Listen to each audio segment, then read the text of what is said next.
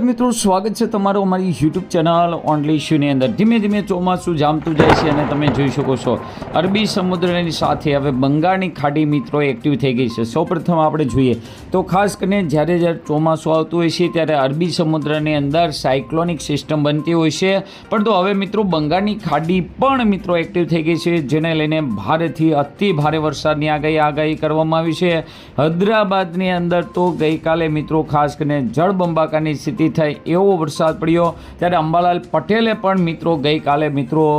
ગુજરાતના ખેડૂતોને, ગુજરાતના લોકોને રાહત આપતા સમાચાર આપ્યા છે કે ખાસ કરીને ગુજરાતની અંદર જે ટાઈમે વાવણી લાયક વરસાદ થવા જઈ રહ્યો છે એ પ્રમાણે મિત્રો એની અંદર આગળ પાછળ થાય, એટલે કે ખાસ કરીને તારીખ સાથે વાત કરી છે તો તેને લઈને પણ આજના વિડીયોમાં વાત કરશું કે અંબાલાલ પટેલે કઈ તારીખથી મિત્રો વરસાદની અને વાવણીની વાત કરેલી છે તેને લઈને પણ વાત કરશું। સાથે સાથે આપણે મિત્રો મેપ પણ જોશું, ભારતીય હવામાન વિભાગના ડેટા પણ જોશું, ચોમાસું હાલ ક્યાં પહોંચ્યું તે પણ વાત કરશું અને આગામી 15 દિવસ મિત્રો ગુજરાત માટે કેવા રહેશે, ક્યારે ક્યારે વરસાદની આગાહી છે તેને લઈને પણ વાત કરવાના છે। તો આ વિડીયોને અંત સુધી જોજો, તેમજ મારી યુટ્યુબ ચેનલ ઓનલી ઇશ્યુ પર આપ નવા હો તો ચેનલને સબસ્ક્રાઈબ કરી દેજો, તેમજ મિત્રો આ વિડીયોને લાઈક કરી દેજો। તો સૌપ્રથમ આપણે મિત્રો હવામાન નિષ્ણાત એવા અંબાલાલ પટેલની જ વાત કરીએ કે અંબાલાલ પટેલ કે ગુજરાતના ચોમાસાને લઈને શું આગાહી કરી છે તેની વાત કરીએ તો તેના જણાવ્યા મુજબ હાલમાં એક પછી એક આવી રહેલા વેસ્ટર્ન ડિસ્ટર્બન્સને કારણે ચોમાસા ઉપર વિપરીત અસર પડી રહી છે। આપ સૌ જાણો છો કે રાજસ્થાનની અંદર, પંજાબની અંદર, દિલ્હીની અંદર ભારે વરસાદ પડી રહ્યો છે। આ તમામ વરસાદ છે મિત્રો વેસ્ટર્ન ડિસ્ટર્બન્સનો છે, જે મિત્રો ચોમાસાને આગળ વધતું અટકાવે છે, જેને કારણે ગરમીની અંદર પણ મિત્રો ખાસ કરીને ઘટાડો થયો છે, બફારો મિત્રો વધી રહ્યો છે। અંબાલાલ પટેલની આગાહી પ્રમાણે ગુજરાતમાં 15 જૂનની આસપાસ ચોમાસાની આગમન પહેલાં મિત્રો આમ તો જોવા જઈએ તો ગુજરાતમાં દર વર્ષે 15 જૂન તારીખ નક્કી કરવામાં આવી છે, ત્યારે એની આગળ પાછળ વરસાદ પડતો હોય છે, તો તેની આજુબાજુ મિત્રો ખાસ કરીને તેની પહેલાં પણ મિત્રો પ્રી મોન્સૂન એક્ટિવિટીનો વરસાદ જોવા મળશે અને ખાસ કરીને તારીખ આપી દીધી છે 18 તારીખથી લઈને 28 જૂનની વચ્ચે રાજ્યની અંદર સારામાં સારો વરસાદ પડવાની અને ખાસ કરીને મોટાભાગના વિસ્તારમાં વાવણી થવાની મિત્રો અંબાલાલ પટેલે આગાહી કરી છે। આ બાજુ તમે જોઈ શકો છો ચોમાસું 2026 અને ખાસ કરીને તમે જોઈ શકો છો 9 તારીખ સુધીની અંદર મહારાષ્ટ્રની અંદર ચોમાસું પહોંચી ગયું, 10 તારીખ સુધીની અંદર મુંબઈ સુધી પણ પહોંચી જશે અને અહીંયા બાજુ તમે જોઈ શકો છો બંગાળની ખાડીની અંદર આગળની તરફ। હવે મિત્રો તમે મેપ જોઈ શકો છો, આ મેપ છે તમે અહીંયા જોઈ શકો છો કે જ્યાં સુધી મિત્રો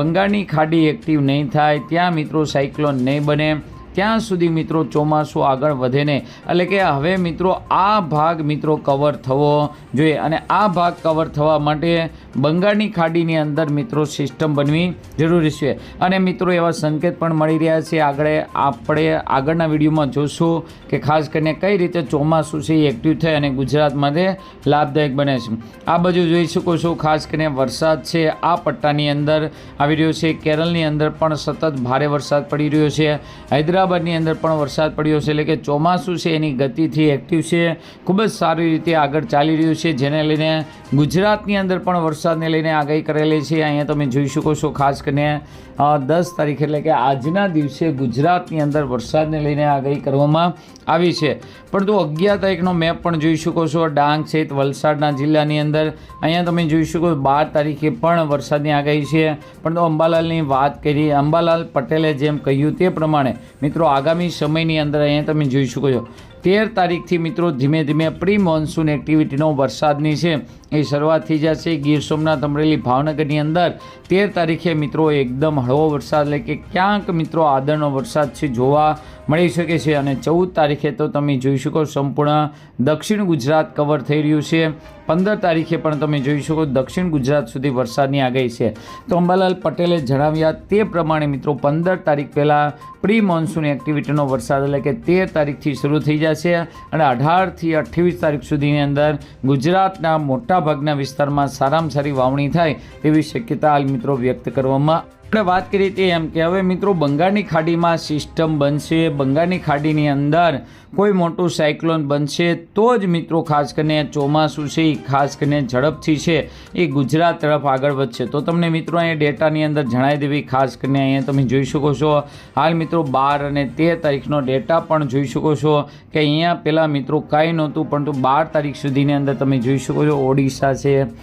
ઝારખંડ છે, યુપી છે, બિહાર છે, પશ્ચિમ બંગાળ છે, આ વિસ્તારોની અંદર ચોમાસું હવે છે બેસી ગયું છે. એટલે કે જ્યાં સુધી બંગાળની ખાડીનો ધક્કો ન લાગે ત્યાં સુધી મિત્રો ખાસ કરીને ગુજરાતની અંદર ચોમાસું છે એ આગળ વધતું નથી. તો અહીંયા તમે જોઈ શકો છો તો ધીમે ધીમે મિત્રો સિસ્ટમ એક્ટિવ થઈ રહી છે અને 15 તારીખની વાત કરી તેમ મિત્રો બંગાળની ખાડીની અંદર સિસ્ટમ બની રહી છે. અહીંયા તમે મિત્રો મેપ કરીને પણ જોઈ શકો છો હાલ ગુજરાતમાં વાયરો ફૂંકાશે, પરંતુ અહીંયા મિત્રો હવાનું હળવું દબાણ થવાને કારણે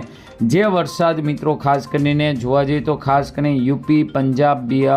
યુપી છે, બિહાર છે, ઝારખંડ છે અને 16 તારીખની આસપાસ નાનું વાવાઝોડું પણ મિત્રો બની શકે છે. અને તેને હિસાબે મિત્રો ખાસ કરીને ગુજરાતની અંદર ઝડપથી મિત્રો ચોમાસું આગળ વધશે. અને ખાસ કરીને અંબાલાલ પટેલે જણાવ્યા તે પ્રમાણે 18 તારીખથી લઈને 28 તારીખ સુધીની અંદર ગુજરાતના ઘણા ખરા વિસ્તારોની અંદર વાવણી લાયક સારામાં સારો વરસાદ જોવા મળી શકે છે. અને ત્યારબાદ મિત્રો પવનની ઝડપ પણ મિત્રો ધીમી પડશે. અહીં તમે જોઈ શકો છો અત્યાર સુધી જે તેજ પવન હતો તે મિત્રો ખાસ કરીને 24 તારીખ સુધીમાં ધીમો પડી જશે અને આ જ સિસ્ટમ છે